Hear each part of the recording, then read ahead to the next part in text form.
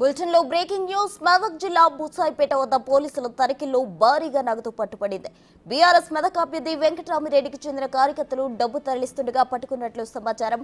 కారులో తరలిస్తున్న 88,43,000 రూపాయలు అధికారులు సీజ్ చేశారు. నలుగురిని అదుపులోకి తీసుకుని పోలీస్ స్టేషన్ కు తరలించారు. ఘటనపై దర్యాప్తు చేస్తున్నట్లు పోలీసులు తెలిపారు. నగదును దుబ్బాక నియోజకవర్గానికి తరలిస్తున్నట్లు సమాచారం.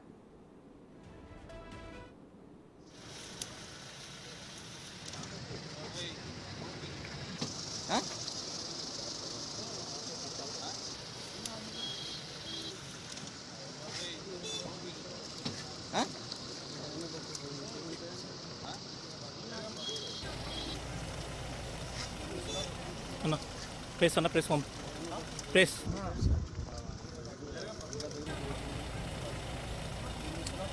అన్న ప్రెస్ అన్న ప్రెస్